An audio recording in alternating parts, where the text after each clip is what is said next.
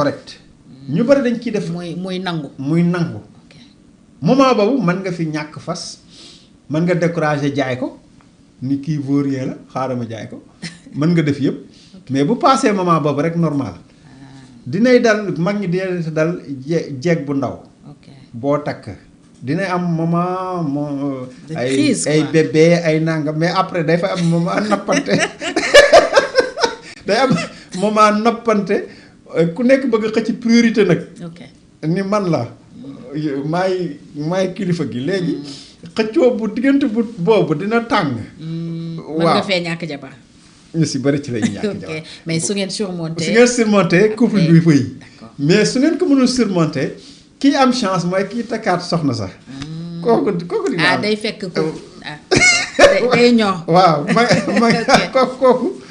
kooku dina fekk bon xadar beeg yu bëri wàññi y a plus de maturité mu gën a dal gën a mën a muñ am expérience mais yow xaaral fa loolu d'ailleurs boo seetloo mag ñi dañ la naan jigéen ñi bu ñu comme ça bu ñuy mënuñoo sëy mais sëyaat lañ man ça se dit ngay gis mag ñoo xam ne par exemple même mag ñi mag moom mag soixantaine wala plus am takkoo gis nga waaw ni mu koy gérer waaw ni muy bokkul ak ni mu doon gérer quand il était beaucoup plus jeune ay doom ya mer ndax li muy defal googu seen yaay amu ko woon damm nañ ci loxo ay paa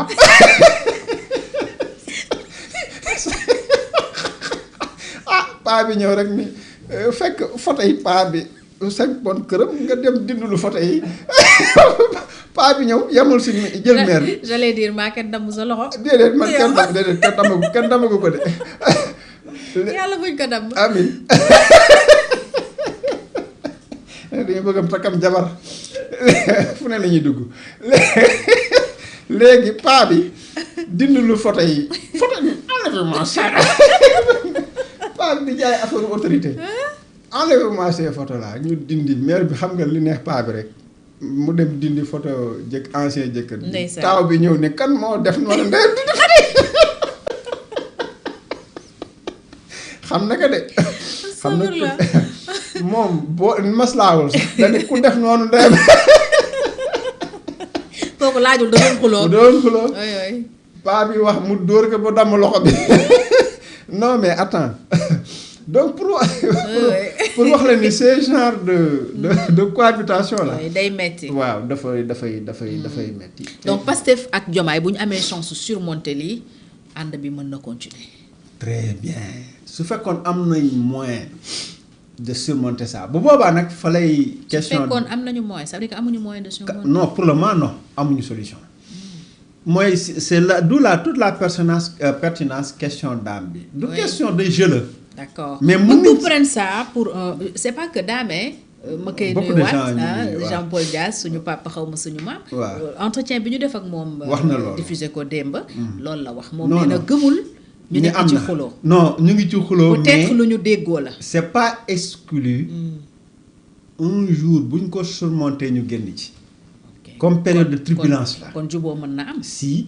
c'est pas exclure à 100% mais day difficile xam nga moom laa wax c'est pas impossible en politique dara impossible mais sera extrêmement difficile parce que la question de la candidature mënul Sonko mënu ci am lu leer tant que demuñu 2029 or tant que Sonko amuñ ci lu leer Diomaye du wax nii wuy nii non si lay ne ci la ne ba tey parce que bu Diomaye nee damay nekk candidat divorce bi daal di officiel ak léegi kay lay doon ak Pastef su nee du ma nekk candidat ñi ko wër ñëpp dem seen yoon kon lu ñu fay def Diomaye président lu ñu fay def gis nga duel bi voilà loolu moo tax fi mu nekk nii amaguñu moyen ñoom pour surmonter loolu moo tax mu mel ni léegi nag ñu maintenir ko noonu ñu bëri naan jeu la non du jeu c'est que mën nañ ko surmonter bés bu ñu ko surmonter mooy fasu wajan bi soxna su tàng si mooy li ma leen expliquer noonu bés bu ñu ko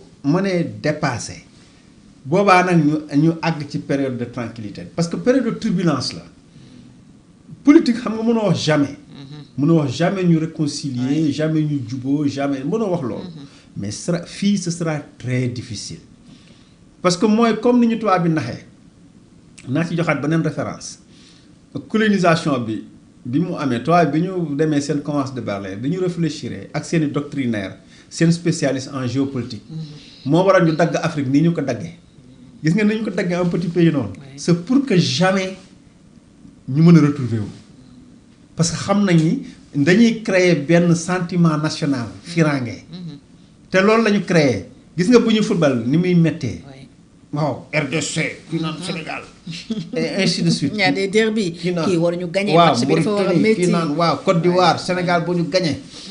sentiment national boobu tubaab bi ñoo ngi ko créé à partir de Berlin. ok la conférence de Berlin. la conférence de Berlin daal ni léegi bu ñu leen daggee du ñu musu juboo. comme gâteau. waaw dañ ko séddale. ensuite non seulement dañ ko fajare soxor.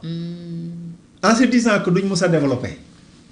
ah ouais. voilà le calcul méchant. ok du point de vue géopolitique ak géostratégique booba les théories de Ratzel le plus célèbre géopolitologue allemand Ratzel mi nga xam ne moo inspiré Hitler.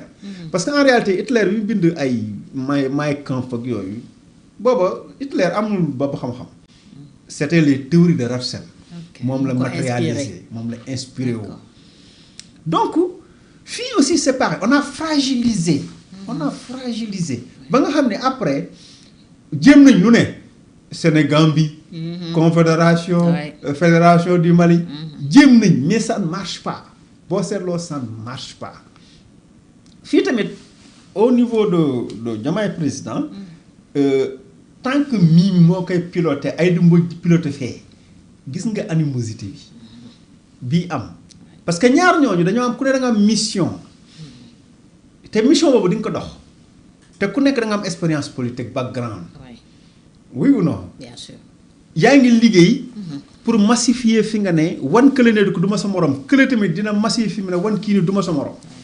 kañ la ñuy réconcilier. au début bi coow li door a commencé man théoriser woon naa ko ne woon naa mais aka neexoon ay day jékki-jékki rek moom mii ñu gisee. waxtaan daal ni non lii moom jaru ko. nañ oo Diomaye Sonko wan leen ni benn ngeen nangam man naa doon rêvé de ça nekk seen ay mag. waaw seen ay yaay seen ay bàjjan loolu laa doon rêvé. mais amul au contraire dañu ko bataille dañ ko guerre xam nga xale yi naan guerre day sax mondial. dañ ko guerre ba yegg ci mondial ku nekk yaa ngi ci dynamique gu wan kële ni du ma sa morom. et avec des Bougars à côté. oui gis nga la dernière contribution bi ma yónnee mi ngi ci. gis nga Bougars ni muy def. mi ngi ci wax insinuer.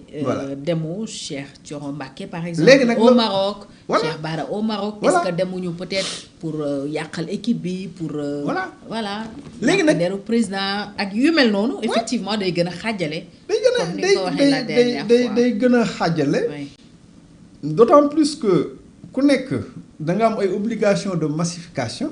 pour que ce kii bañ a mën a survivre. alors que Diomaye c'est sûr que bu amul ambition présidentielle en 2029 du leader politique. te ni ma ko waxee woon je sais pas si jot naa ko wax fii ou pas mais la conséquence logique mooy Diomaye créer ne serait-ce qu'un mouvement politique. xam nga maa ko doon wax keroog. ne éviter d'être trop dépendant également. de Diomaye président ci parti parce que bu nekkee ci Diomaye président ni ñum. un individu ne doit pas être dans une coalition. Donc, il est censé représenter le PASTEF dans la coalition, officiellement, alors que ñëpp xam na ni PASTEF war na ko ginnaaw. nee na du bokk ci coalition. à partir de moment là moom aussi pour bañ a divorcer parce que créer parti rek divorcer na. il s'auto-exclut. day daal di créer mouvement politique pour asseoir benn indépendance par rapport à tout le monde wane boppam. boo dee président de la République c'est pas difficile. loolu aussi moom la conséquence logique mooy mu dem vers ça moom ki nga xamante ni moo xam mais jàmmaarloo bi c'est inévitable. faw mu am. waaw surtout au local. léegi nag sur le plan institutionnel bu boobaa defante bi dina àgg foo xamante ni ànd bi dootul neex du ma ni jamais nag. wala mënta nekk wala waaye je dis dina jafe. à 90%. je pense que il faudra séparation à un moment donné d'ailleurs sax day arranger Pastef parce que Pastef loolu la bëgg. séparation. xaaral bañ ni Pastef man réviser nañ procès bi nag Sonko nag bi yoon mën naa ne candidat. su boobaa li xew. daa toppatoo te Diomaye. 2029. kon gérer bi. Bon. c'est lié à la candidature à l'incertitude autour de la ñu candidature. xaw a maslaa. Ok.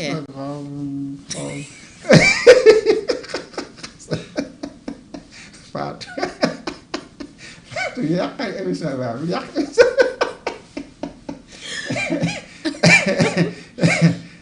xaw a kii noonu.